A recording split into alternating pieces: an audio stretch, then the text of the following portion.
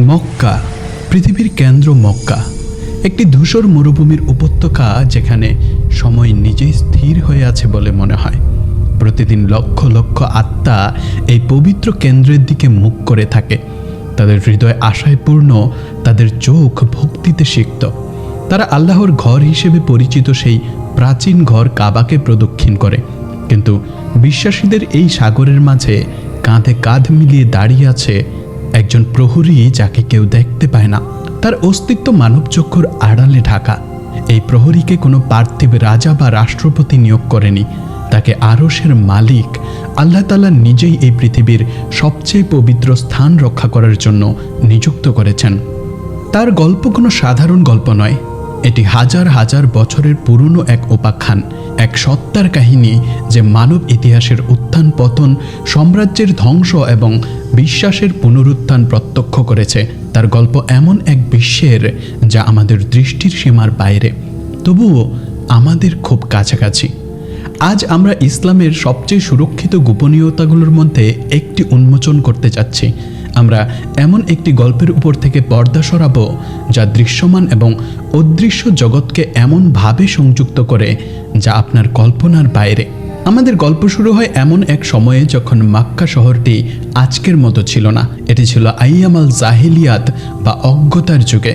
হযরত মুহাম্মদ সাল্লাল্লাহু আলাইহি ওয়াসাল্লামের আগমনেরও অনেক আগে, যখন আরবের লোকেরা এক আল্লাহর ইবাদত ভুলে গিয়েছিল, তখন হযরত ইব্রাহিম আলাইহিসসালাম এবং হযরত ইসমাইল আলাইহিসসালাম কর্তৃক এক ঈশ্বরবাদের প্রথম প্রতীক হিসেবে নির্মিত পবিত্র কাবা অবহেলিত ছিল। এর পবিত্র প্রাঙ্গণ মূর্তি পূজার এক বিশাল কেন্দ্রে পরিণত হয়েছিল। ৩৬০টি মূর্তি, লাত, মানাত, উজ্জা, হুবাল, প্রতিটি ভিন্ন গোত্রের জন্য এক একটি ভিন্ন দেবতা ছিল। আরবরা পাথর ও কাঠের তৈরি এই মূর্তিগুলির সামনে মাথা নত করত, যা তাদের নিজেদের হাতে গড়া। তারা তাদের কাছে প্রার্থনা করত, তাদের কাছে সাহায্য চাইত এবং তাদের জন্য বলি দিত। তারা ভুলে গিয়েছিল যে এই ঘরের প্রকৃত মালিককে। তারা হযরত ইব্রাহিম আলাইহিসসালামের ধর্ম ভুলে গিয়েছিল। কাবা ঘরের দেয়ালে অশ্লীল কবিতা ঝুলানো থাকত এবং এর প্রাঙ্গণ জুয়া ও অনৈতিক কার্যকলাপের জন্য ব্যবহৃত হতো। কাবা তখনও প্রদক্ষিণ করা হতো, তবে প্রায়শই নগ্ন অবস্থায়। এটি ছিল গভীর আধ্যাত্মিক কলুষতার সময়। কিন্তু মানুষ যাই করুক না কেন, এই ঘরের পবিত্রতা কখনো কমেনি। এর সম্মান আল্লাহর কাছেই ছিল। আরবরা যা কল্পনা করতে পারত না তা হলো এই মূর্তিগুলোর পেছনে, এই কোলাহল ও অজ্ঞতার মাঝে ভিন্ন জগতের অধিবাসীরাও এই ঘরটিকে সম্মান করত। দৃশ্যমান জগতের পাশাপাশি আল্লাহ একটি অদৃশ্য জগৎ সৃষ্টি করেছেন। তিনি মানুষকে মাটি থেকে, ফেরেশতাদের নূর থেকে এবং জিনদের ধোঁয়াবিহীন আগুনের শিখা থেকে সৃষ্টি করেছেন। জিনরা একটি স্বাধীন সৃষ্টি। মানুষের মতো তাদেরও ভালো মন্দ বিচার করার ক্ষমতা দেওয়া হয়েছিল। তাদের মধ্যে আছে বিশ্বাসী, মুসলমান এবং অবিশ্বাসী। তাদের নেতা ইবলিশ, যে আদম আলাইহিসসালামকে সিজদা করতে অস্বীকার করে আল্লাহর আদেশ অমান্য করেছিল। ইবলিশ তার অনুসারীদের নিয়ে মানবজাতিকে পথভ্রষ্ট করার শপথ নিয়েছিল, কিন্তু সব জিন ইবলিশের পথ অনুসরণ করেনি। এমন অনেক জিন ছিল যারা আল্লাহর একত্বে বিশ্বাসী ছিল। তারা মানবজাতি সৃষ্টির অনেক আগে থেকেই আল্লাহর ইবাদত করত। আমাদের গল্পের নায়ক এমন একজন সত্তা। তিনি ছিলেন একজন ব্যতিক্রমী, শক্তিশালী এবং প্রাচীন জিন। তার ঈমান ছিল পাহাড়ের মতো অটল। তিনি সেই সব জিনদের মধ্যে একজন ছিলেন যারা হযরত সুলাইমান আলাইহিসসালামের অধীনে কাজ করেছিল। তিনি নবীদের অলৌকিক ঘটনা দেখেছেন, আল্লাহর প্রতি ঈমানের পুরস্কার দেখেছেন। তিনি ইসলাম মানব জাতির কাছে পৌঁছানোর অনেক আগে থেকেই আল্লাহর একত্ব গ্রহণ করেছিলেন। যখন ইবলিশ অহংকার দেখিয়েছিল, তখন এই জিন সিজদাকারীদের মধ্যে ছিল। আল্লাহর প্রতি তার আনুগত্য ছিল নিরঙ্কুশ। তার হৃদয়ে আল্লাহর ভালোবাসা ছিল যে আগুন থেকে সে সৃষ্ট তার চেয়েও উজ্জ্বল। অজ্ঞতার সেই যুগে যখন কাবাঘরের প্রাঙ্গণ বহুদেবতাবাদ, শিরক এবং অবিশ্বাসীতে পূর্ণ ছিল, তখন আল্লাহ তাআলা তার পবিত্র ঘরের জন্য একটি বিশেষ সুরক্ষার ব্যবস্থা করেছিলেন। এমন একটি সুরক্ষা যা মানুষের চোখে দেখা যাবে না, কিন্তু শয়তানের শক্তিকে প্রতিহত করতে সক্ষম হবে। এক মহিমান্বিত রাতে যখন মক্কার লোকেরা গভীর ঘুমে আচ্ছন্ন ছিল এবং মরুভূমির আকাশ তারায় ঝলমল করছিল, তখন সেই বিশ্বাসী জিন একটি ঐশ্বরিক আদেশ পেল। এই আদেশ কোনো মানুষের মাধ্যমে আসেনি, এটি ছিল একটি সরাসরি ঐশ্বরিক নির্দেশনা। তাকে বলা হলো, তোমাকে আমার এই ঘরের এই কাবার অদৃশ্য প্রহরী হিসেবে নিযুক্ত করা হলো। তোমার দায়িত্ব হলো এই ঘরকে সকল অপবিত্রতা, সকল শয়তানি চক্র এবং সকল অশুভ শক্তি থেকে রক্ষা করা। তোমার এই দায়িত্ব শত শত বছর ধরে চলবে, যতক্ষণ না আমার শেষ নবী এই ঘরের পবিত্রতা পুনরুদ্ধার করেন। এই দায়িত্বের গুরুত্ব ছিল অপরিসীম। সে জানত যে তাকে হাজার হাজার বিদ্রোহী জিন এবং তাদের মানব অনুসারীদের বিরুদ্ধে একা যুদ্ধ করতে হবে। তাকে এমন একটি স্থান পাহারা দিতে হবে যা ইবলিশের প্রধান লক্ষ্য ছিল। কিন্তু তার হৃদয়ে কোনো ভয় ছিল না, শুধু তার রবের প্রতি আনুগত্যের শান্তি ছিল। সেই রাত থেকে পবিত্র কাবার একজন নতুন প্রহরী জন্ম নিল, একজন প্রহরী আগুনের তৈরি, কিন্তু তার হৃদয়ে আল্লাহর আলোয় আলোকিত ছিল। বছরগুলো দশকে পরিণত হলো। মক্কার লোকেরা তাদের দৈনন্দিন জীবন নিয়ে ব্যস্ত রইল। তারা বাণিজ্য করত, তারা যুদ্ধ করত, তারা কবিতা লিখত এবং তারা তাদের মূর্তি পূজা করত। তারা জানত না যে তাদের পবিত্র ঘরের চারপাশে একটি অদৃশ্য প্রাচীর তৈরি করা হয়েছে। জিন প্রহরী তার দায়িত্ব শুরু করল। সে দেখল কিভাবে শয়তান এবং তার অনুসারীরা পবিত্র প্রাঙ্গণে বিশৃঙ্খলা সৃষ্টি করার চেষ্টা করত। তারা উপাসকদের হৃদয়ে আরও বেশি বহুদেবতাবাদ প্রবেশ করানোর চেষ্টা করত। তারা কাবা প্রদক্ষিণকারীদের মধ্যে ঝগড়া লাগানোর চেষ্টা করত। কিন্তু প্রহরী সতর্ক ছিল। তার উপস্থিতিই অশুভ আত্মাদের তাড়িয়ে দেওয়ার জন্য যথেষ্ট ছিল। যখন কোনো বিদ্রোহী জিন কাবাকে ক্ষতি করার উদ্দেশ্যে খুব কাছাকাছি আসার সাহস করত, তখন সে তার আসল রূপ প্রকাশ করত, আল্লাহর ক্রোধে প্রজ্বলিত একটি জ্বলন্ত শিখা। শয়তানের অনুসারীরা কাবার সীমানা থেকে দূরে থাকতে বাধ্য হতো। এই প্রহরীর ভয়ে মক্কার লোকেরা প্রায়শই অদ্ভুত ঘটনা প্রত্যক্ষ করত। হয়তো একটি মূর্তি কোনো কারণ ছাড়াই ফাটত, অথবা একজন অশুভ জাদুকর তার জাদু অনুশীলন করার সময় হঠাৎ পাগল হয়ে যেত। তারা ভাবত এটি দেবতার অভিশাপ, কিন্তু বাস্তবে এটি ছিল অদৃশ্য প্রহরীর কাজ, আল্লাহর ঘরের পবিত্রতা রক্ষা করা। সে অপেক্ষা করছিল। সে জানত এই অন্ধকার স্থায়ী হবে না। সে প্রতিশ্রুত নবীর জন্য অপেক্ষা করছিল, যিনি আসবেন এবং এই সমস্ত মূর্তি ভেঙে দেবেন এবং হজরত ইব্রাহিম আলাইহিসসালামের একেশ্বরবাদ পুনঃপ্রতিষ্ঠা করবেন। কিন্তু সেই নবীর আগমনের ঠিক আগে কাবা তার ইতিহাসের সবচেয়ে বড় এবং দৃশ্যমান হুমকির মুখোমুখি হয়েছিল। এত বড় একটি হুমকি যে কেবল অদৃশ্য শক্তি একা তা থামাতে যথেষ্ট ছিল না। এর জন্য আল্লাহর সরাসরি হস্তক্ষেপের প্রয়োজন হবে। ইয়েমেনের একজন শক্তিশালী খ্রিস্টান শাসক আব্রাহা, যিনি আরব তীর্থযাত্রীদের তার নিজের বিশাল ক্যাথেড্রালে নিয়ে যেতে চেয়েছিলেন, তিনি কাবাকে মাটির সাথে মিশিয়ে দেওয়ার সিদ্ধান্ত নিলেন। তিনি একটি বিশাল সেনাবাহিনী তৈরি করলেন, যার নেতৃত্বে ছিল একটি বিশাল হাতি, যা আরবরা কখনো দেখেনি। মক্কার লোকেরা আতঙ্কিত হয়েছিল। তাদের ৩৬০টি মূর্তি তাদের রক্ষা করতে পারেনি। তারা জানত যে এই বিশাল সেনাবাহিনীর বিরুদ্ধে দাঁড়ানোর তাদের কোনো ক্ষমতা নেই। কিন্তু আব্রাহা জানত না যে সে কার বিরুদ্ধে যুদ্ধ ঘোষণা করেছে। সে কেবল মক্কার নিরস্ত্র আরবদের দেখেছিল। সে সেই অদৃশ্য প্রহরীকে দেখেনি, যে শত শত বছর ধরে এই ঘরটিকে রক্ষা করে আসছিল। এবং সে জানত না যে এই ঘরের একজন মালিক আছেন, যিনি ক্ষুদ্রতম পাখিদেরও একটি শক্তিশালী সেনাবাহিনীতে পরিণত করতে পারেন তার ঘর রক্ষা করার জন্য। আব্রাহার অহংকারের পেছনে ছিল গভীর ঈর্ষা এবং রাজনৈতিক উচ্চাকাঙ্ক্ষা। সে ইয়ামেনে একটি ম্যাগনিফিসেন্ট ক্যাথেড্রাল তৈরি করেছিল, যার নাম ছিল আল কোদলেস। তার লক্ষ্য ছিল আরবদের কাবা ছেড়ে তার ক্যাথেড্রালে উপাসনা করানো এবং বাণিজ্যের কেন্দ্র মক্কা থেকে সানায় রূপান্তরিত করা। কিন্তু আরবরা তাদের মূর্তি পূজা সত্ত্বেও কাবার প্রতি তাদের শ্রদ্ধা ও ভালোবাসা ত্যাগ করতে রাজি ছিল না।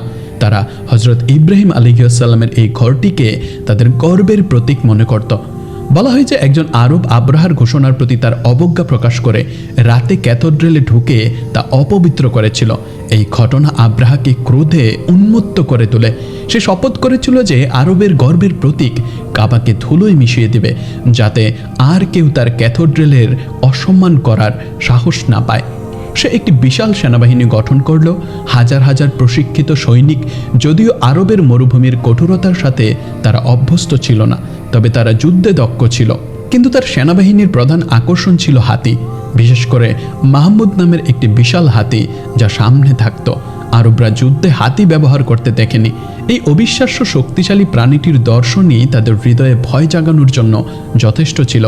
আব্রাহার সেনাবাহিনী ইয়েমেন থেকে মক্কার দিকে রওনা দিল। যে গোত্রই তাদের থামানোর চেষ্টা করেছিল তাকেই পিষ্ট করা হয়েছিল। খবর আগুনের মতো ছড়িয়ে পড়ল, আব্রাহা আসছে এবং আরবের কেউই তাকে থামাতে পারবে না। এদিকে কাবার অদৃশ্য প্রহরী সেই বিশ্বাসী জিন এই আসন্ন বিপদ সম্পর্কে সচেতন ছিল। সে দেখল একটি পার্থিব শক্তি আল্লাহর ঘর ধ্বংস করতে আসছে। তার দায়িত্ব ছিল কাবাকে আধ্যাত্মিক এবং অদৃশ্য হুমকি থেকে রক্ষা করা। কিন্তু মানব জগতের একটি বিশাল সেনাবাহিনী, এটি ছিল একটি ভিন্ন চ্যালেঞ্জ।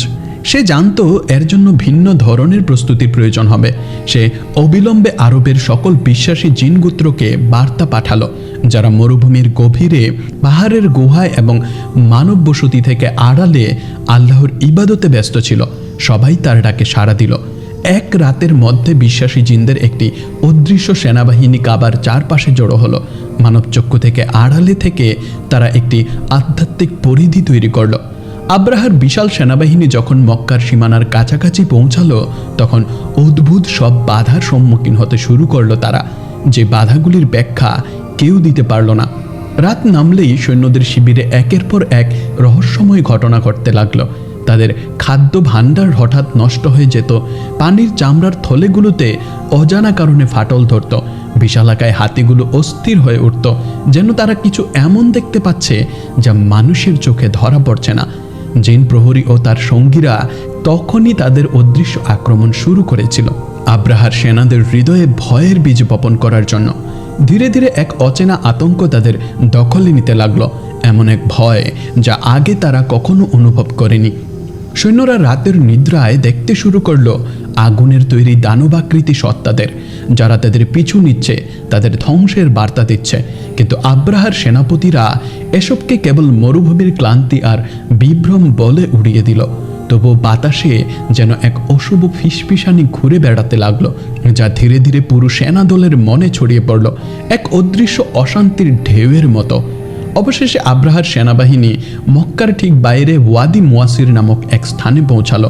মক্কার লোকেরা আসন্ন বিপদ দেখে শহর ছেড়ে আশেপাশের পাহাড়ে আশ্রয় নিল। তারা জানত যে তারা এই সেনাবাহিনীর সাথে যুদ্ধ করতে পারবে না। মক্কার নেতা এবং হজরত মুহাম্মদ সাল্লাল্লাহু আলাইহি ওয়াসাল্লামের দাদা আব্দুল মুত্তালিব আব্রাহার সাথে দেখা করতে গেলেন। আব্রাহার সৈন্যরা তার কিছু উট দখল করেছিল। আব্রাহা ধরে নিয়েছিল যে আব্দুল মুত্তালিব কাবার রেহাই পাওয়ার জন্য অনুরোধ করতে এসেছে, কিন্তু আব্দুল মুত্তালিব কেবল তার উটগুলি ফেরত চাইলেন। আব্রাহা তাকে উপহাস করল, আমি তোমার এবং তোমার পূর্বপুরুষদের উপাসনার ঘর ধ্বংস করতে এসেছি, আর তুমি তোমার উট নিয়ে চিন্তিত। আব্দুল মুত্তালিব যে উত্তর দিয়েছিলেন তা ইতিহাসে সোনালী অক্ষরে লেখা আছে। তিনি শান্তভাবে বললেন, আমি আমার উটের মালিক, তাই আমি তাদের জন্য এসেছি, আর এই ঘরটির মালিক আছে, তিনি নিজেই তার ঘর রক্ষা করবেন। এই কথা বলে তিনি তার উট নিয়ে চলে গেলেন এবং মক্কার লোকদেরকে পাহাড়ের চূড়া থেকে দেখতে বললেন কিভাবে আল্লাহ তার ঘর রক্ষা করেন। পরের দিন সকালে আব্রাহা তার সেনাবাহিনীকে কাবা আক্রমণ করার নির্দেশ দিল। সে তার প্রধান হাতি মাহমুদকে কাবার দিকে অগ্রসর হওয়ার আদেশ দিল। কিন্তু তখনই অলৌকিক ঘটনাটি ঘটল। বিশাল হাতিটি, যা শত শত সৈনিকের চেয়েও শক্তিশালী ছিল, হঠাৎ করে মাটিতে হাঁটু গেড়ে বসে পড়ল। পরিচালকরা তাকে হুক দিয়ে মারল, তলোয়ার দিয়ে খোঁচা মারল, কিন্তু মাহমুদ কাবার দিকে 1 ইঞ্চিও নড়ল না। যদি তারা তাকে ইয়ামেনের দিকে, দক্ষিণে বা অন্য কোনো দিকে ঘুরিয়ে দিত, তাহলে সে আগ্রহের সাথে হাঁটতে শুরু করত। কিন্তু যেই মুহূর্তে তার মুখ কাবার দিকে ঘোরানো হতো, সে আবার বসে পড়ত। সৈন্যরা যা দেখতে পাচ্ছিল না তা হলো কাবার অদৃশ্য প্রহরী জিন রক্ষক তার সম্পূর্ণ শক্তি নিয়ে হাতির ঠিক সামনে দাঁড়িয়েছিল। সে তার আগুনের রূপ ধারণ করেছিল, যা মানুষের চোখ দেখতে পায় না, কিন্তু যা প্রাণীর প্রাকৃতিক প্রবৃত্তি অনুভব করতে পারে। মাহমুদ তার সামনে এমন এক সত্তাকে দেখল যার শক্তি আব্রাহার পুরো সেনাবাহিনীকে ছাড়িয়ে গিয়েছিল। সে ভয়ে এবং শ্রদ্ধায় আল্লাহর ঘরের দিকে অগ্রসর হতে অস্বীকার করল। আব্রাহার লোকেরা যখন হাতি নিয়ে ব্যস্ত ছিল, তখন পশ্চিম আকাশে একটি অদ্ভুত দৃশ্য দেখা গেল। আকাশ অন্ধকার হয়ে গেল, তবে মেঘে নয়, ছোট ছোট পাখির ঝাঁক, যা আরবরা আগে কখনো দেখেনি, সমুদ্রের দিক থেকে উড়ে এলো। তাদের আবাবিল বলা হয়। প্রতিটি পাখি 3টি ছোট নুড়ি পাথর বহন করছিল, একটি ঠোঁটে এবং 2টি নখরে। এগুলি সাধারণ নুড়ি পাথর ছিল না, এগুলি ছিল শক্ত পোড়া মাটির সিজিল পাথর। কোরআনের ভাষায় বলা হয়, এই পাখিরা আব্রাহার সেনাবাহিনীর উপর এই পাথরগুলি বর্ষণ করতে শুরু করলো। মানুষের ইতিহাস যা বলে না তা হলো, অদৃশ্য জিন প্রহরীরা এই আক্রমণে সহায়তা করেছিল। তারা প্রতিটি নুড়ি পাথরের পথ নির্দেশ করেছিল, প্রতিটিকে গাইডেড মিসাইলের মতো কাজ করাচ্ছিল। যে সৈনিককে একটি নুড়ি পাথর আঘাত করত, তা তার বর্ম ভেদ করে তার শরীরে প্রবেশ করত এবং তার মাংস গলিয়ে দিত। এক মুহূর্তে বিশাল সেনাবাহিনী নিশ্চিহ্ন হয়ে গেল। সৈন্যরা আতঙ্কে দৌড়ালো, কিন্তু আল্লাহর শাস্তি থেকে কোনো নিস্তার ছিল না। আব্রাহা নিজেও আহত হয়েছিল। সে তার গর্ব, তার ক্ষমতা এবং তার সেনাবাহিনীকে তার চোখের সামনেই বিলীন হয়ে যেতে দেখল। সে ইয়ামেনের দিকে ফিরে যেতে সক্ষম হয়েছিল, কিন্তু তার দেহ পৌঁছতে শুরু করলো এবং ভেঙে পড়তে লাগলো। সে সানায় পৌঁছানোর আগেই শোচনীয়ভাবে মারা গেল। আল্লাহর সেনাবাহিনী, ছোট পাখি এবং অদৃশ্য জিন একসাথে কাজ করে বিশ্বের সবচেয়ে শক্তিশালী শক্তিগুলির একটিকে জীবাণু খড়ে পরিণত করল। কাবার জিন প্রহরী ধ্বংসাবশেষের মাঝে দাঁড়িয়েছিল, তার রূপ শিখার মতো জ্বলছিল। সে তার প্রথম এবং সবচেয়ে বড় পার্থিব পরীক্ষায় উত্তীর্ণ হয়েছিল। আল্লাহর ঘর নিরাপদ ছিল, কিন্তু সে জানত এই বিজয় অস্থায়ী। এই যুদ্ধ ছিল একটি বাহ্যিক শত্রুর বিরুদ্ধে, আসল যুদ্ধ এখনও বাকি ছিল। কাবার অভ্যন্তরে 360টি মূর্তি এখনও পড়েনি। এই ঘটনার মাধ্যমে আল্লাহ বিশ্বকে ঘোষণা করেছিলেন যে এই ঘরের একটি বিশেষ মর্যাদা রয়েছে, কারণ এই বছরেই মহান মানবসত্তা, যিনি এই ঘরের প্রকৃত পবিত্রতা পুনরুদ্ধার করবেন, তিনি জন্মগ্রহণ করতে চলেছেন। প্রহরীর দীর্ঘ অপেক্ষা শেষ হতে যাচ্ছিল। সেই হাতির বছরেই প্রতিশ্রুত আলো মক্কায় উদিত হয়েছিল। আবদুল্লাহর পুত্র মুহাম্মদ সাল্লাল্লাহু আলাইহি ওয়াসাল্লাম জন্মগ্রহণ করলেন। কাবার অদৃশ্য প্রহরী জিন রক্ষক তার জন্মের মুহূর্তে এক অভূতপূর্ব আধ্যাত্মিক পরিবর্তন অনুভব করছিল। এটি এমন এক কম্পন ছিল যা কেবল অদৃশ্য জগতই অনুভব করতে পারত। সেই রাতে কাবার অভ্যন্তরে 360টি মূর্তি ভয়ে কাঁপতে লাগলো বলে মনে হচ্ছিল। পারস্যের 1000 বছরের পুরনো পবিত্র আগুন নিভে গিয়েছিল। পারস্যে কসরুর প্রাসাদের মিনারগুলো ধসে পড়েছিল। কিন্তু সবচেয়ে বড় ঘটনা ঘটছিল আধ্যাত্মিক রাজ্যে। জিন প্রহরী দেখল যে বিদ্রোহী জিন এবং শয়তানদের জন্য আসমানের দরজা বন্ধ করে দেওয়া হচ্ছে। পূর্বে তারা আসমানের কাছাকাছি ভ্রমণ করতে পারত, ফেরেশতাদের কথোপকথন গোপনে শুনতে পারত এবং তারা পৃথিবীতে এসে সেই তত্ত্বকে ভবিষ্যৎ বক্তাদের জন্য বিকৃত করত। কিন্তু এই নবীর আগমনের সাথে সাথে সেই পথ চিরতরে বন্ধ হয়ে গেল। যখনই কোনো শয়তান আসমানের কাছে আসার চেষ্টা করত, একটি জ্বলন্ত উল্কা তাকে তাড়িয়ে দিত। পৃথিবীতে শয়তানি জ্ঞানের উৎস বন্ধ হয়ে গিয়েছিল। প্রহরী বুঝল যে তার অপেক্ষা শেষ। সে আর কেবল একজন রক্ষক ছিল না, সে একটি বিপ্লবের সাক্ষী হতে চলেছিল। বছর কেটে গেল, সে শিশুটিকে বড় হতে দেখল। সে দেখল কিভাবে মক্কার লোকেরা তাকে আল আমিন বা বিশ্বাসী বলে ডাকত। যখনই মুহাম্মদ সাল্লাল্লাহু আলাইহি ওয়াসাল্লাম কাবা প্রাঙ্গণে প্রবেশ করতেন, জিন প্রহরী একটি অদ্ভুত প্রশান্তি অনুভব করত। সে দেখল কিভাবে এমনকি মূর্তি পূজারীরাও এই একজন তরুণ মানুষের সততা ও বিশুদ্ধতার কাছে নতি স্বীকার করত। তারপর হেরা পর্বতের গুহায় 40 বছর বয়সে সেই মুহূর্তটি এলো, যখন নবী সাল্লাল্লাহু আলাইহি ওয়াসাল্লাম ঐশ্বরিক বার্তার ভারে কাঁপতে কাঁপতে বাড়িতে ফিরলেন। তখন জিন প্রহরী জানত যে একটি নতুন যুগের সূচনা হয়েছে। সে দেখল কিভাবে একজন একজন করে লোকেরা এই নতুন ধর্ম গ্রহণ করতে শুরু করলো। প্রথমে খাদিজা, তারপর আবু বকর, আলী রাদিয়াল্লাহু তাআলা আনহু এবং জুবাইর রাদিয়াল্লাহু তাআলা আনহু। ইসলামের সেই প্রাথমিক দিনগুলোতে যখন বিশ্বাসী কম ছিল, তখন তাদের একমাত্র নিরাপদ উপাসনালয় ছিল একটি নির্জন উপত্যকা বা একটি বাড়ির ব্যক্তিগত কক্ষ। কিন্তু কখনো কখনো তারা রাতের আঁধারে কাবায় আসত। কাবার অদৃশ্য প্রহরী এই নতুন বিশ্বাসীদের দেখত। সে দেখল তারা 360টি মূর্তি উপেক্ষা করে এক আল্লাহর কাছে সিজদা করছে। এই দৃশ্য তার 1000 বছরের প্রহরাকে সার্থক মনে করিয়ে দিল। কিন্তু কুরাইশদের নির্যাতন শুরু হলো। যখনই তারা এই নতুন বিশ্বাসীদেরকে দেখত, তখনই তাদের উপর নির্মম নির্যাতন চালাতো। বিলাল রাদিয়াল্লাহু তাআলা আনহু এর বুকে গরম পাথর রাখা হতো। সুমাইয়া রাদিয়াল্লাহু তাআলা আনহাকে বর্ষা দিয়ে শহীদ করা হয়েছিল। এই সমস্ত ঘটনা কাবার প্রহরীর চোখের সামনে ঘটেছিল। তার আগুনের তৈরি দেহ ক্রোধে জ্বলত। সে সেই অত্যাচারীদের এক নিমেষে জ্বালিয়ে দেওয়ার ক্ষমতা রাখত, কিন্তু সে আল্লাহর আদেশে আবদ্ধ ছিল। এটি ছিল মানুষের পরীক্ষা, মানবজাতির স্বাধীন চিন্তা এবং ইমানের পরীক্ষায় তাকে সরাসরি হস্তক্ষেপ করার অনুমতি ছিল না। তার দায়িত্ব ছিল কাবাকে রক্ষা করা, কিন্তু এখন তার দায়িত্বের একটি নতুন দিক উন্মোচিত হলো। সে সরাসরি বিশ্বাসীদের সাহায্য করতে পারত না, কিন্তু সে তাদের চারপাশে আধ্যাত্মিক সুরক্ষার একটি ঢাল তৈরি করতে পারত। অনেক সময় এমনও হয়েছে যে একজন অত্যাচারী কোনো সাহাবীকে আঘাত করার জন্য পাথর তুলত, কিন্তু তার হাত স্থির হয়ে যেত। অনেক সময় যখন মুসলমানরা কাবার কাছে নামাজ পড়ত, তখন তাদের শত্রুরা তাদের দেখতে পেত না, যেন একটি অদৃশ্য পর্দা তাদের আড়াল করে রেখেছে। অবিশ্বাসীরা ভাবত এটি তাদের চোখের ভুল, কিন্তু তারা জানত না যে কাবার অদৃশ্য প্রহরী আল্লাহর অনুমতিতে তার বিশ্বাসী ভাইদের রক্ষা করেছিল। অবশেষে নির্যাতন এমন পর্যায়ে পৌঁছালো যেখানে হজরত মুহাম্মদ সাল্লাল্লাহু আলাইহি ওয়াসাল্লাম এবং তার সাহাবীদের মক্কা ছেড়ে মদিনায় হিজরত করতে হলো। সেই রাতটি প্রহরীর জন্য একটি কঠিন রাত ছিল। সে দেখল কিভাবে আল্লাহর সর্বশ্রেষ্ঠ সৃষ্টি শেষ নবী তার জন্মভূমি এবং আল্লাহর ঘর ছেড়ে যেতে বাধ্য হচ্ছেন। কাবাঘরের প্রাঙ্গণ আবারও মূর্তি পূজারীদের জন্য ছেড়ে দেওয়া হলো, কিন্তু প্রহরী জানত এই বিচ্ছেদ অস্থায়ী। সে তার দায়িত্ব ত্যাগ করেনি। সে মক্কায় আল্লাহর ঘর পাহারা দিচ্ছিল এবং বিজয়ের প্রতিশ্রুত দিনের অপেক্ষায়। 8 বছর কেটে গেল। ইসলাম মদিনায় শক্তিশালী হলো। বদর, উহুদ এবং খন্দকের যুদ্ধের পর মুসলমানরা এক অদম্য শক্তিতে পরিণত হয়েছিল। অবশেষে সেই দিনটি এলো হিজরির 8ম বছর, রমজান মাস।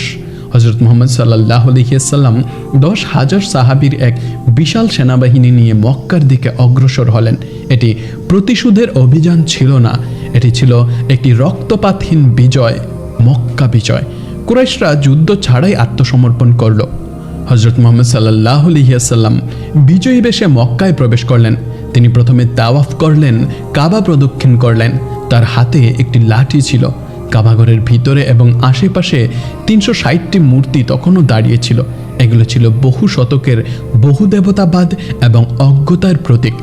হজরত মুহাম্মদ সাল্লাল্লাহু আলাইহি ওয়াসাল্লাম তার লাঠি দিয়ে প্রতিটি মূর্তিকে স্পর্শ করতে শুরু করলেন, কোরআনের একটি আয়াত আবৃত্তি করে, সত্য এসেছে এবং মিথ্যা বিলীন হয়ে গেছে।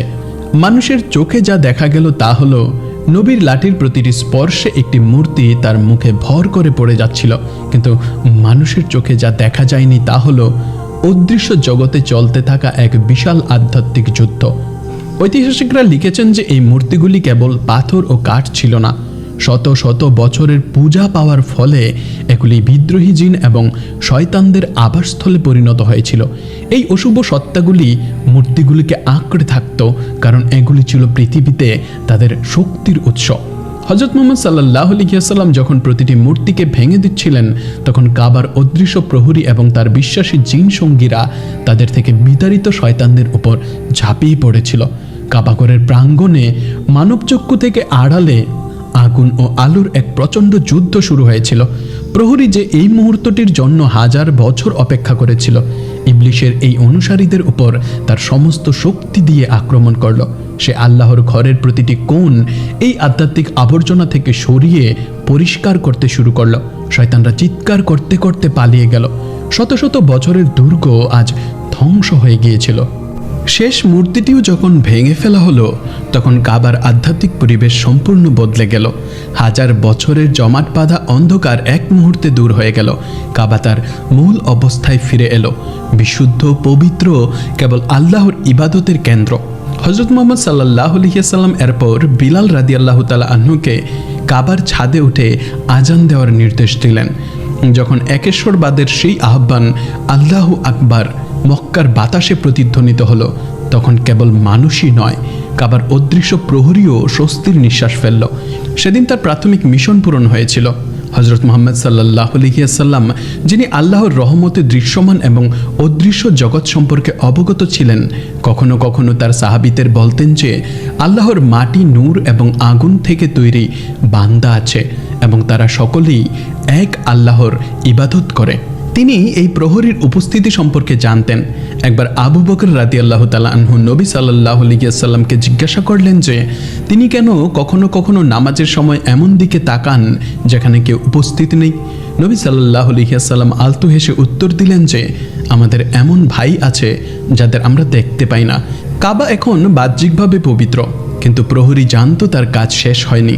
পাথরের মূর্তি ভাঙা সহজ, কিন্তু মানব হৃদয় থেকে মূর্তি পূজার আকাঙ্ক্ষা এবং শয়তানের ফিসফিসানি দূর করা একটি কনস্ট্যান্ট যুদ্ধ।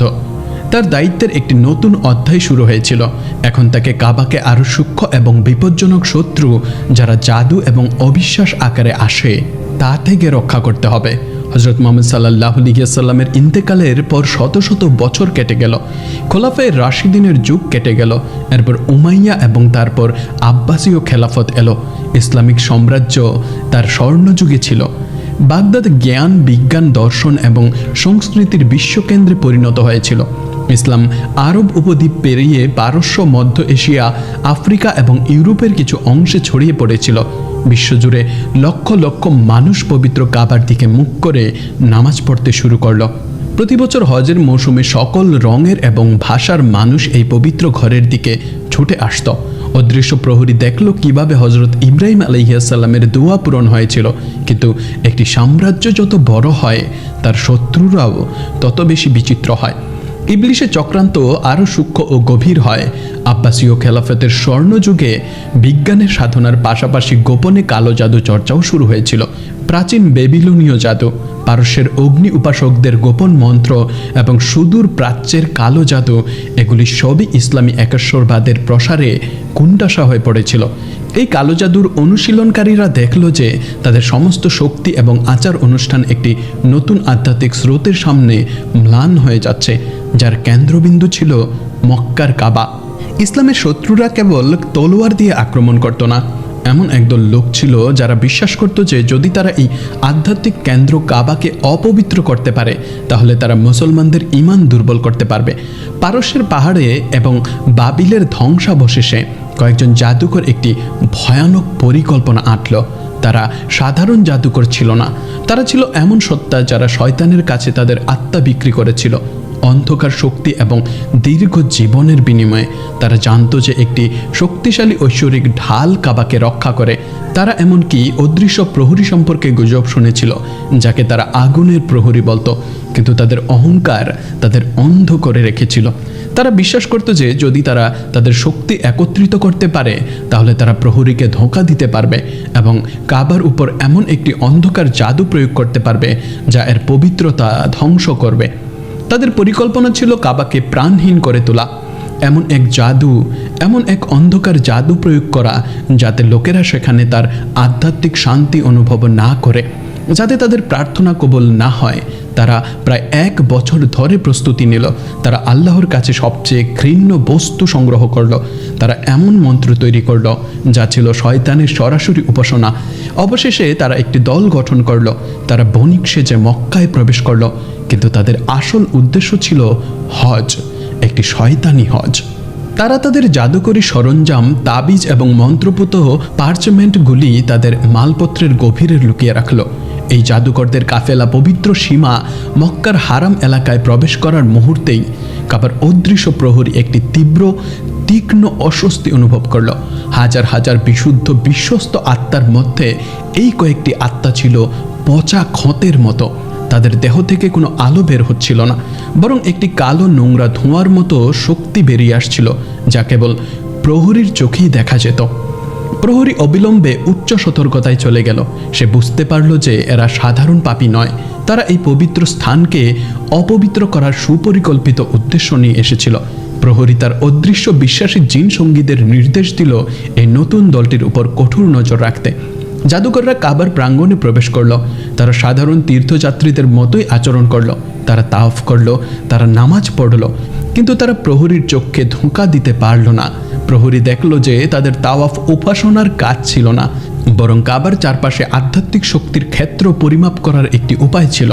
প্রতিটি বৃত্তের সাথে তারা কাবার দেয়ালের নির্দিষ্ট অংশে গোপনে প্রতীক আঁকছিল, যা মানুষের কাছে অদৃশ্য ছিল কিন্তু জিন জগতে কালো আগুনের মতো জ্বলছিল। তারা তাদের মূল আচার সম্পাদনের জন্য একটি নির্দিষ্ট রাতের অপেক্ষায় ছিল, এমন একটি রাত যেখানে চাঁদ থাকবে না, যখন আকাশ মেঘে ঢাকা থাকবে। কয়েকদিন পরই সেই রাত এলো। রাতের গভীরে যখন বেশিরভাগ তীর্থযাত্রী ঘুমিয়েছিল, তখন জাদুকরদের দলটি কাবার একটি নির্জন কোণে জড়ো হলো। তারা ভেবেছিল যে অন্ধকারে কেউ তাদের দেখতে পাবে না। তারা তাদের তাবিজ, পশুর হাড় এবং মন্ত্রপুত পার্চমেন্টগুলি বের করলো। তারা একটি বৃত্ত তৈরি করলো এবং তাদের ভয়ানক অবিশ্বাসের মন্ত্র পাঠ করতে শুরু করলো। তারা তাদের নেতাকে কেন্দ্রে রেখে একটি শয়তানি শক্তিকে আহ্বান করছিল। তাদের ঠোঁট থেকে কালো জাদুর প্রথম শব্দ উচ্চারিত হওয়ার সাথে সাথেই কাবার অদৃশ্য প্রহরী তার পূর্ণ রূপে আবির্ভূত হলো। প্রথমে জাদুকররা কিছুই অনুভব করলো না, কিন্তু হঠাৎ করে সেই নির্দিষ্ট জায়গার তাপমাত্রা দ্রুত কমতে শুরু করলো। সেই গরম গ্রীষ্মের রাতে তাদের দেহ ঠান্ডায় কাঁপতে শুরু করলো। বাতাস ভারী হয়ে গেল, এক অকল্পনীয় চাপে পূর্ণ হয়ে গেল, যেন একটি অদৃশ্য পাহাড় তাদের পিষে ফেলেছিল। জাদুকররা আতঙ্কে তাকিয়ে দেখল তাদের জাদুকরী সরঞ্জামগুলি কাজ করা বন্ধ করে দিয়েছে। যে তাবিজগুলি অশুভ শক্তিতে জ্বলছিল, সেগুলি এখন সাধারণ পাথরের মতো প্রাণহীন হয়ে পড়েছিল। তারা কথা বলার চেষ্টা করলো, কিন্তু পারল না। তাদের জিহ্বা মুখের ছাদে আটকে গেছে বলে মনে হলো। এক অজানা আতঙ্ক তাদের আত্মাকে গ্রাস করলো। তারপর তারা তাকে দেখল মানব রূপে নয়, বরং তার আসল রূপে এক বিরাট সত্তা। ধোঁয়াবিহীন আগুনের একটি স্তম্ভ কাবার দেয়ালের পাশে দাঁড়িয়েছিল। তার দুটি চোখ জ্বলন্ত কয়লার মতো জ্বলছিল। প্রহরীর উপস্থিতি এতটাই বিশাল ছিল যে জাদুকররা যে দুর্বল শয়তানদের ডেকেছিল, তারা এক মুহূর্তে ভয়ে পালিয়ে গেল। প্রহরীর কণ্ঠস্বর শব্দ তরঙ্গ তৈরি করেনি, বরং এটি সরাসরি তাদের মনে আঘাত হানল। বজ্রপাতের মতো কণ্ঠস্বর তাদের বলল, ওহে আল্লাহর শত্রুরা, তোমরা কি ভেবেছিলে এই ঘর অরক্ষিত? তোমরা কি ভেবেছিলে তোমাদের নোংরা মন্ত্র দিয়ে প্রভুর ঘরকে অপবিত্র করতে পারবে? তোমাদের অহংকার আজ তোমাদের ধ্বংস ডেকে আনবে। অদৃশ্য প্রহরী তার হাত উঠালো। জাদুকররা যে মন্ত্রপুত পার্চমেন্ট এবং তাবিজ এনেছিল, সেগুলি একটি সবুজ অদ্ভুত শিখায় জ্বলে উঠল এবং সেকেন্ডের মধ্যে ছাই হয়ে গেল। জাদুকররা চিৎকার করতে চেয়েছিল, কিন্তু তাদের গলা থেকে কোনো শব্দ বের হলো না। তারা আগুনের প্রহরীকে তাদের দিকে অগ্রসর হতে দেখল। এরপর যা দেখেছিল তারা তা ভাষায় বর্ণনা করা যায় না। তারা আল্লাহর ক্রোধের একটি ক্ষুদ্র প্রতিচ্ছবি দেখেছিল। প্রহরী তাদের কোনো শারীরিক ক্ষতি করেনি, সে কেবল আল্লাহর কাছে দোয়া করল, হে আমার রব, তাদের এমন শাস্তি দিন যা তাদের হৃদয়কে পবিত্র করে দেবে এবং ভবিষ্যৎ প্রজন্মের জন্য একটি নিদর্শন হয়ে থাকবে। সেই রাতেই জাদুকরদের পুরো দলটি তাদের জ্ঞান হারালো। তারা পাগল হয়ে গেল। পরের দিন সকালে কাবার সেবকরা কয়েকজন বিদেশি বণিককে কাবার প্রাঙ্গণে উন্মাদের মতো আচরণ করতে দেখল। তারা কথা বলছিল না, তারা খাচ্ছিল না, তারা কেবল কাবার দিকে শূন্য দৃষ্টিতে তাকিয়েছিল এবং বিড়বিড় করছিল। তারা 40 দিন এই অবস্থায় পড়ে রইল। 40 দিন ধরে তারা ঘুমায়নি বা খায়নি। তারা কেবল আল্লাহর প্রশংসা বিড়বিড় করে যাচ্ছিল এবং তাদের পাপের জন্য ক্ষমা চাইছিল। 40 দিন পর যখন তাদের জ্ঞান ফিরে এলো, তখন তারা সেই আগের জাদুকর ছিল না। সমস্ত কালো জাদু এবং অহংকার তাদের হৃদয় থেকে পরিষ্কার হয়ে গিয়েছিল। প্রহরীর সাথে সাক্ষাৎ এবং আল্লাহর ঘরের অলৌকিকতা তাদের আত্মাকে এতটাই গভীরভাবে নাড়া দিয়েছিল যে তারা ইসলামের সবচেয়ে নিবেদিত প্রাণ অনুসারীতে পরিণত হয়েছিল। তারা মক্কাতে তাদের বাকি জীবন কাটিয়ে দিল, তাদের অতীত জীবনের সমস্ত জাদু ভুলে গিয়ে, এবং নিজেদেরকে কোরআন ও হাদিসের জ্ঞান অর্জনে উৎসর্গ করল। তারাই পরে সেই রাতের ভয়ঙ্কর অভিজ্ঞতার বর্ণনা দিয়েছিল, একজন অদৃশ্য প্রহরীর গল্প, যিনি আল্লাহর ঘর রক্ষা করতে সর্বদা প্রস্তুত।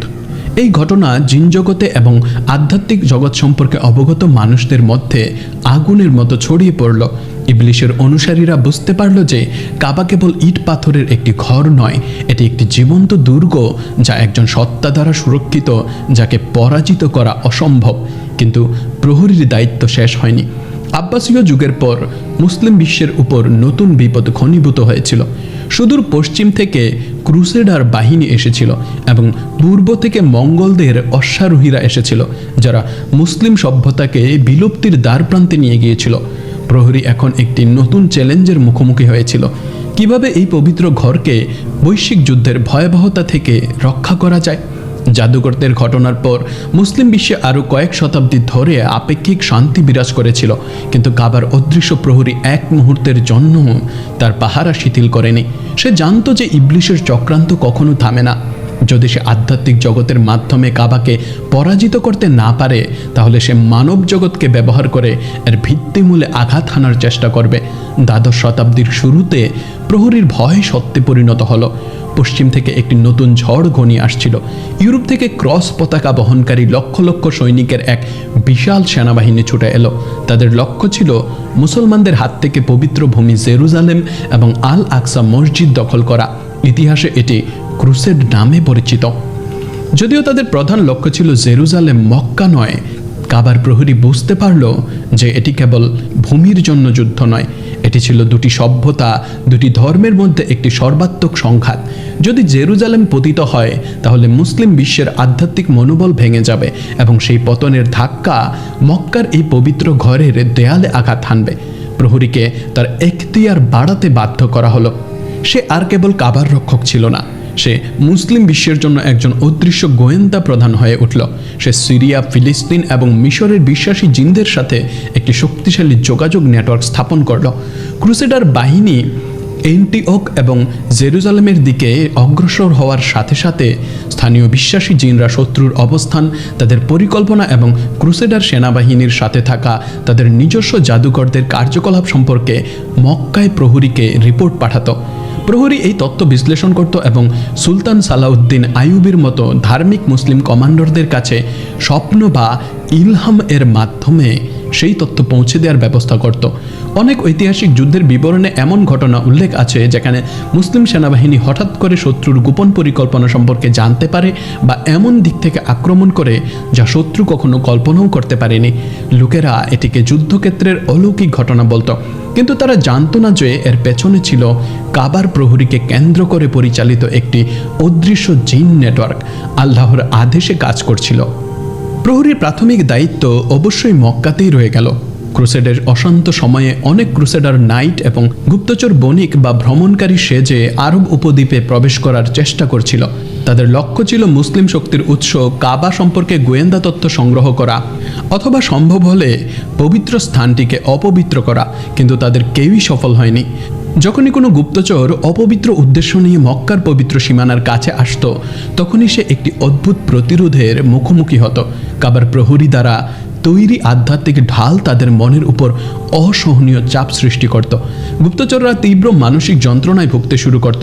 তারা এমন ভয়ঙ্কর দৃশ্য দেখত যা তাদের পাগল করে দেওয়ার জন্য যথেষ্ট ছিল। অনেকেই মরুভূমিতে পথ হারিয়ে মারা যেত, অথবা তাদের হৃদয়ে এমন এক ব্যাখ্যাতীত আতঙ্ক ভরে যেত যে তারা মক্কার দিকে এক পাও না বাড়িয়ে আতঙ্কে পালিয়ে যেত। ক্রুসেডের ক্ষত শুকানোর আগেই পূর্ব থেকে এমন একটি বিপর্যয় ঘনিয়ে এলো যা ক্রুসেডকে ম্লান করে দিল। ত্রয়োদশ শতাব্দীর শুরুতে মধ্য এশিয়ার স্টেপগুলি থেকে চেঙ্গিস খানের নেতৃত্বে মঙ্গোলীয় বাহিনী এক অদম্য ঝড়ের মতো মুসলিম বিশ্বের উপর ঝাঁপিয়ে পড়ল। তারা ক্রুসেডারদের মতো ছিল না, তাদের কোনো ধর্মীয় বিশ্বাস ছিল না, কেবল ধ্বংসের তৃষ্ণা ছিল। তারা একটার পর একটা মুসলিম শহর সমরকন্দ, বুখরা এবং কারাকোরাম মাটির সাথে মিশিয়ে দিল। তারা লক্ষ লক্ষ মুসলমানকে নির্দয়ভাবে হত্যা করল। কাবার প্রহরী মুসলিম বিশ্বের আত্মাকে ভয়ে এবং যন্ত্রণায় আর্তনাদ করতে দেখল। সময়টি ছিল 1258 সাল। চেঙ্গিস খানের নাতি হালাকু খান মুসলিম খেলাফতের হৃদয়ে আব্বাসীয় রাজধানী স্বপ্ননগরী বাগদাদের দিকে অগ্রসর হলেন। বাগদাদ তখন জ্ঞান ও বিজ্ঞানের বিশ্ব রাজধানী ছিল। শহরের বাইতুল হিকমায় লক্ষ লক্ষ অমূল্য পাণ্ডুলিপি ছিল। হালাকু খান বাগদাদ অবরোধ করলেন। খলিফার আত্মসমর্পণের পর ইতিহাসের সবচেয়ে লজ্জাজনক অধ্যায়গুলির একটি শুরু হলো। মঙ্গলেরা 40 দিন ধরে বাগদাদ ধ্বংস করল। তারা শহরের প্রতিটি পুরুষ, নারী এবং শিশুকে হত্যা করল। তারা বাইতুল হিকমার সমস্ত বই দজলা নদীতে ফেলে দিল। বলা হয় দজলা নদীর পানি বইয়ের কালি দিয়ে কালো এবং নিহতদের রক্তে লাল হয়ে গিয়েছিল। মুসলিমদের খেলাফত পতিত হয়েছিল। কাবার প্রহরী মক্কাতে থাকা সত্ত্বেও আধ্যাত্মিক জগতে বাগদাদের পতন অনুভব করতে পারছিল। এটি ছিল বিশাল ভূমিকম্প। লক্ষ লক্ষ শহীদ আত্মার কান্না এবং হারিয়ে যাওয়া জ্ঞানের বিলাপ মক্কার বাতাসকে ভারী করে তুলেছিল। মঙ্গলদের পরবর্তী লক্ষ্য ছিল সিরিয়া এবং মিশর, এরপর আরব উপদ্বীপ এবং মক্কা এবং মদিনা। প্রহরী বুঝতে পারল যে এটি তার প্রহরার সবচেয়ে বড় পরীক্ষা। আব্রাহার সেনাবাহিনী এই মঙ্গলদের তুলনায় কিছুই ছিল না। যদি মঙ্গল সেনাবাহিনী মক্কায় প্রবেশ করত তাহলে তারা কেবল কাবাকেই ধ্বংস করত না, তারা এই পবিত্র ভূমিতে রক্তের নদী বইয়ে দিত। খুব কম সময় ছিল। প্রহরী তার সমস্ত আধ্যাত্মিক শক্তি একত্রিত করল। সে কেবল আরবের বিশ্বাসী জিনদেরই নয়, পারস্য এবং মধ্য এশিয়ার ধ্বংসযজ্ঞ থেকে পালিয়ে আসা সমস্ত বিশ্বাসী জিন গোত্রকে মক্কা রক্ষা করার আহ্বান জানালো। একসাথে তারা মক্কা এবং মদিনা দুটি পবিত্র শহরের চারপাশে একটি অভেদ্য আধ্যাত্মিক দুর্গ তৈরি করল।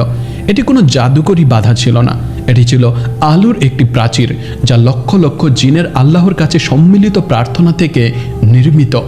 যখন মঙ্গল সেনাবাহিনীর অগ্রবর্তী রক্ষীরা হিজাজের মরুভূমির দিকে অগ্রসর হতে শুরু করলো, তখন তারা অবিলম্বে এই অদৃশ্যের প্রাচীরের উপস্থিতি অনুভব করল।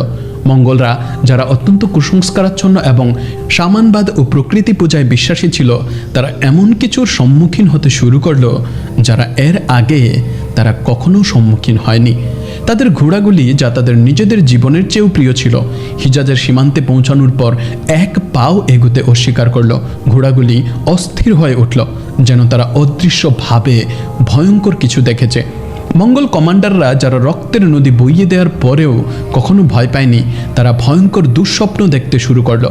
তারা আগুনের তৈরি বিশাল সত্তাদের স্বপ্নে দেখলো, যারা তাদের দিকে অগ্রসর হচ্ছে এবং বলছে, এটি আল্লাহর সুরক্ষিত ভূমি।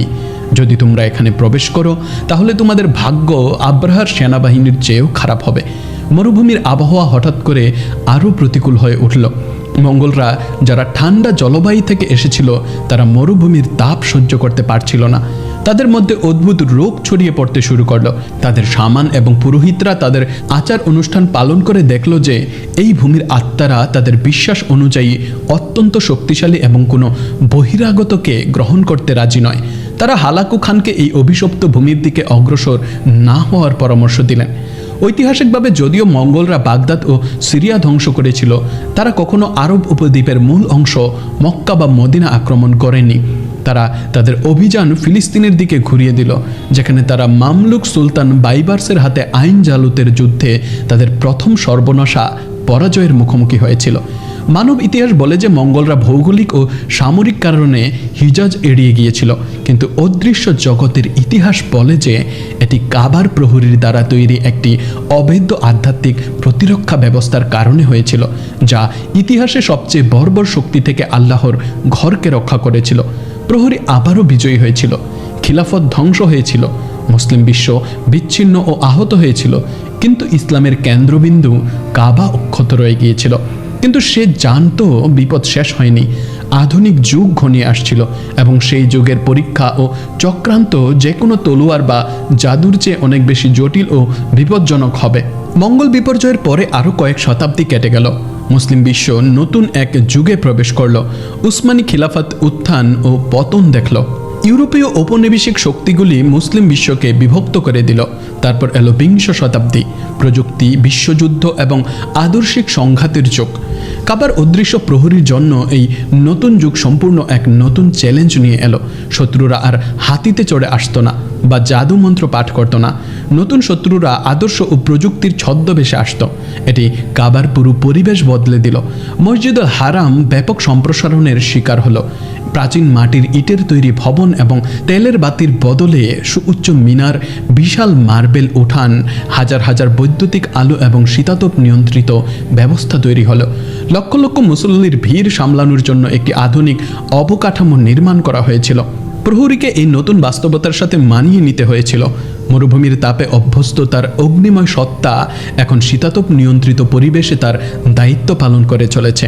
সে দেখল কিভাবে বিদ্যুৎ এবং যান্ত্রিক শব্দ এক নতুন ধরনের আধ্যাত্মিক পরিবেশ তৈরি করেছে, কিন্তু তার মূল দায়িত্ব একই ছিল, আল্লাহর ঘরের পবিত্রতা রক্ষা করা। বিংশ শতাব্দী পেরিয়ে যখন হিজরি 1400 শতাব্দীর শুরু হলো, তখন এমন একটি ঘটনা ঘটল যা আব্রাহা জাদুকর বা মঙ্গলদের আক্রমণের চেয়েও ভয়ঙ্কর ছিল। কারণ এই আক্রমণ বাইরে থেকে আসেনি, এসেছিল ভেতর থেকে। এটি ছিল নভেম্বর 1979 সাল, নতুন হিজরি শতাব্দীর প্রথম দিন 1400। মুসলিম বিশ্ব এক নতুন শতাব্দীর ভোরে উৎসব পালন করছিল, কিন্তু ভোরের আলো ফোটার সাথে সাথেই মসজিদুল হারামের ভেতর থেকে গুলির শব্দ প্রতিধ্বনিত হলো। জুহাইমান আল ওয়াতাইবি নামে এক ব্যক্তির নেতৃত্বে একদল চরমপন্থী মসজিদুল হারামের নিয়ন্ত্রণ গ্রহণ করলো। কিছু ভবিষ্যৎবাণীর ভুল ব্যাখ্যা করে তারা তাদের একজনকে ইমাম মাহাদি ঘোষণা করল। তারা গেটগুলিতে ব্যারিকেড দিল এবং হাজার হাজার উপাসক ও তীর্থযাত্রীকে জিম্মি করল। কাবার অদৃশ্য প্রহরীর জন্য এটি ছিল তার হাজার হাজার বছরের প্রহরার সবচেয়ে অন্ধকার মুহূর্ত। এবারে শত্রুরা অবিশ্বাসী ছিল না, তারা মুসলমান বলে নিজেদের দাবি করছিল। তারা আল্লাহর ঘরে আল্লাহর বান্দাদের রক্ত ঝরানোর হুমকি দিচ্ছিল। তারা কাবার পবিত্র প্রাঙ্গণকে যুদ্ধক্ষেত্রে পরিণত করেছিল। প্রথমবারের মতো প্রহরী শত্রুরা তার সাথেই দেয়ালের ভেতর ছিল। এটি ছিল এক অকল্পনীয় আধ্যাত্মিক সংকট। এই বিদ্রোহীরা কাবার পবিত্রতা লঙ্ঘন করেছিল, যা একটি পবিত্র মাসের মধ্যে সবচেয়ে জঘন্য কাজ। প্রহরী একটি দ্বিধায় পড়েছিল, তার দায়িত্বে ছিল কাবাকে রক্ষা করা। কিন্তু যখন এই সংঘাত সম্পূর্ণভাবে মানবজাতির অভ্যন্তরীণ পরীক্ষার অংশ, তখন সে কিভাবে হস্তক্ষেপ করতে পারে? সে দেখল বিদ্রোহীরা মিনারগুলির দখল নিয়েছে এবং স্নাইপার অবস্থান স্থাপন করছে। তারা জিম্মিদের মানব ঢাল হিসেবে ব্যবহার করেছিল। যখন সৌদি নিরাপত্তা বাহিনী মসজিদটি পুনরুদ্ধার করার চেষ্টা শুরু করলো, তখন পবিত্র প্রাঙ্গণেই এক ভয়াবহ যুদ্ধ শুরু হলো। প্রহরীর ক্রোধ তার অগ্নিময় সত্তাকে প্রজ্বলিত করলো, কিন্তু সে আল্লাহর আদেশ লঙ্ঘন করতে পারল না। সে এই মানুষদের সরাসরি জ্বালিয়ে দিতে পারল না, কিন্তু সে তার সমস্ত শক্তি তার প্রাথমিক দায়িত্বে নিয়োজিত করলো। কাবাকেই রক্ষা করলো সে অবিলম্বে কাবার চারপাশে একটি শক্তিশালী অদৃশ্য ঢাল তৈরি করল। এর উদ্দেশ্য ছিল দ্বিগুণ। প্রথমত, সহিংসতা থেকে কাবার শারীরিক কাঠামোকে রক্ষা করা, এবং দ্বিতীয়ত, পবিত্র স্থানের আধ্যাত্মিক ক্ষতি সীমিত করা। পরবর্তী 2 সপ্তাহের অবরোধে অনেক জিম্মি যারা পরে মুক্তি পেয়েছিল, তারা অদ্ভুত ঘটনার কথা বলেছিল।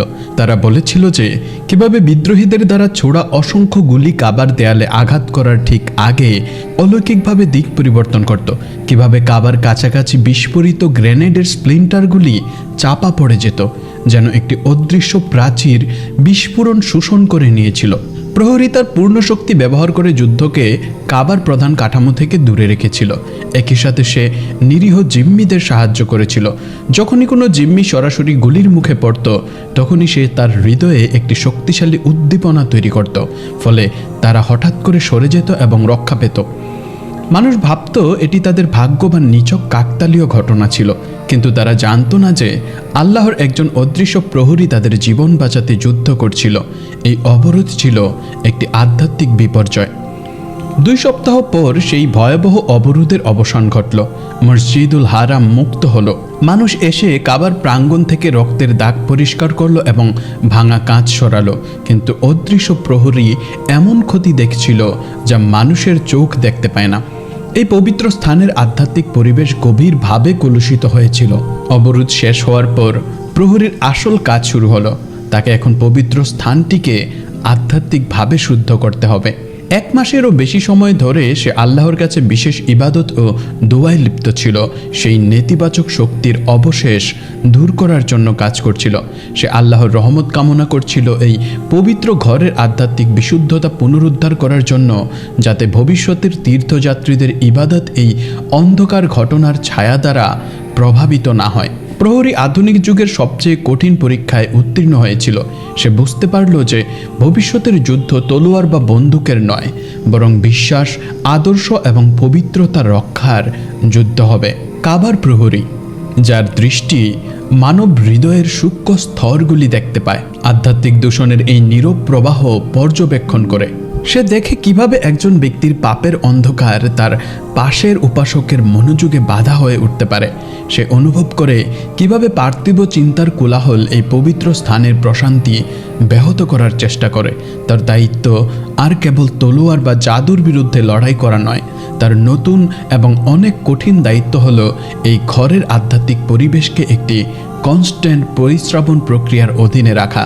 সে কাবার চারপাশে একটি অদৃশ্য ক্ষেত্র বজায় রাখে, একটি শারীরিক বাধা নয়, বরং আধ্যাত্মিক শুদ্ধির একটি ক্ষেত্র। যখন লক্ষ লক্ষ হাত প্রার্থনায় ওঠে, তখন প্রহরী নিশ্চিত করে যে সেই প্রার্থনাগুলি কোনো নেতিবাচক শক্তি দ্বারা বাধাপ্রাপ্ত হয় না। সে আল্লাহর শক্তি দিয়ে নিজেকে আবৃত করে সেই নামগুলি যা পবিত্র করে।